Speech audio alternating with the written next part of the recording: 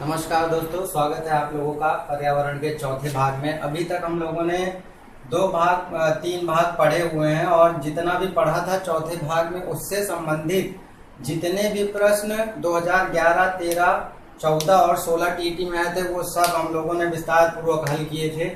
अब चौथे भाग में पढ़ते हैं। कुछ लोगों को पारिस्थितिकी में डाउट था और पारिस्थितिकी तंत्र में तो मैं उसको थोड़ा सा बता देता हूँ।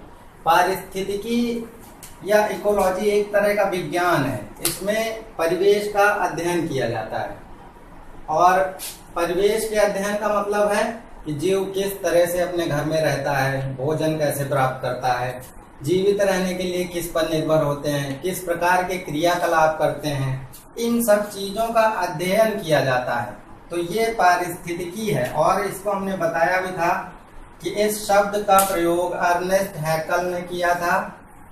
अब इसमें सजीव और निर्जीव घटक मिलकर एक तंत्र बनाते हैं। तंत्र बनाने का मतलब कि आपस में अंतःक्रिया करते हैं और इस तंत्र को पारिस्थितिकी तंत्र कहते हैं।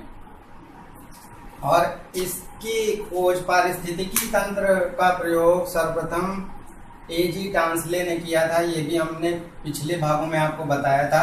अब थोड़ा सा समझ लेते हैं ऊष्मा बजट के बारे में। सौर विकिरण जो हमें हमारी पृथ्वी पर आता है, कैसे कैसे इसका प्रोसेस है, कितना आता है, कितना लौट जाता है। तो मान लीजिए 100 यूनिट का ये आपका सौर विकिरण है। 51 यूनिट हमारे धरातल पर आता है, 51 यूनिट धरातल पर आता है और 14 यूनिट यहीं से आने के बाद एटमॉस्फेयर यानी वायुमंडल में अवशोषित हो जाता है या मिल जाता है। अब इस 51 यूनिट में 2 यूनिट जो यहाँ पे हमारे धरातल पे हिमाच्छादित यानी ग्लेशियर्स हैं, जहाँ पे बर्फ ढकी हुई है, उन बर्फ से परावर्तित कर दिया जाता है 2 यूनिट। जो 17 यूनिट है ये वायुमंडल द्वारा अवशोषित नहीं हो पाता है, तो ये सीधे सीधे अंतरिक्ष में 17 यूनिट वापस लौट जाता है। ये जो 34 यूनिट है ये अप्रत्यक्ष रूप से वायुमंडल में अवशोषित हो जाता है किसी न किसी कारण से या किसी न किसी तरह से। 34 यूनिट यहाँ पे अवशोषित हो जाता है, 14 यूनिट तो सीधे सीधे वायुमंडल में अवशोषित हो जाता है। अब इसके बाद जो यहाँ से और भी 6 यूनिट है, 6 यूनिट जो सौर विकिरण है, ये वायुमंडल यहाँ पे जो धूल कण दुनिया भर के हैं इनसे परावर्तित हो जाता है। फिर 27 यूनिट के आसपास या 27 यूनिट बादलों से परावर्तित कर दिया जाता है। तो हम लोग देख सकते हैं यहाँ पे हमने डिटेल में लिख दिया है। और भी इससे प्रश्न तो नहीं बनने की उम्मीद है टीटी में, लेकिन आप लोग जानते रहिए। 14 यूनिट वायुमंडल सीधे अवशोषित कर लेता है। 34 यूनिट अप्रत्यक्ष रूप से वायुमंडल द्वारा अवशोषित होता है।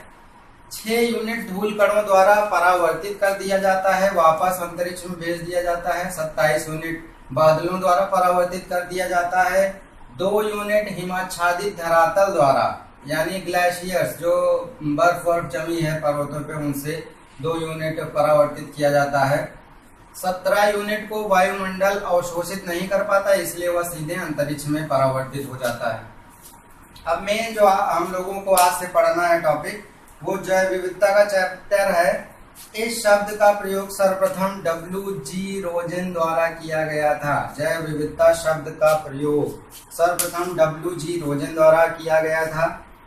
किसी प्रदेश या संपूर्ण पृथ्वी में पाई जाने वाली जीनों, प्रजातियों एवं पारिस्थितिक तंत्र की विविधता से है। अर्थात अगर सामान्य शब्दों में कहें तो साधारण सी भाषा में इसका अर्थ है पौधों एवं जंतुओं की विविधता। विविधता का मतलब तमाम प्रकार के, तो पौधों और जंतुओं की विविधता का मतलब ही है जैव विविधता। जैव विविधता के नष्ट होने के मुख्य कारण जीवों के प्राकृतिक आवास में कमी, पर्यावरणीय प्रदूषण और वनों का विनाश है। प्राकृतिक आवास में कमी का मतलब है जैसे कोई जीव कहीं रहता है, मान लीजिए जंगल में रहता है और जंगलों की कटाई करवा दी जाए तो उससे प्रभावित होगा। पर्यावरण प्रदूषण अगर हो रहा है, मान लीजिए आपके घर के आसपास कोई तालाब, नदी, नहर है और उसमें लगातार कूड़ा करकट, गंदगी, मल, कपड़े धुलना, ये सारी क्रियाएं होती हैं, तो उसके जल के अंदर के भी जो प्रदूषण है वो सब प्रदूषित हो जाएगा, तब भी जैव विविधता प्रभावित होगी और वनों का विनाश इसके बाद कारण है। लेकिन अगर प्रश्न में कहा जाए कि मेन कारण क्या है, तो मेन कारण है प्राकृतिक आवास में कमी। एक टर्म झूम खेती से भी बहुत प्रभावित होता है, तो इसके बारे में जान लीजिए।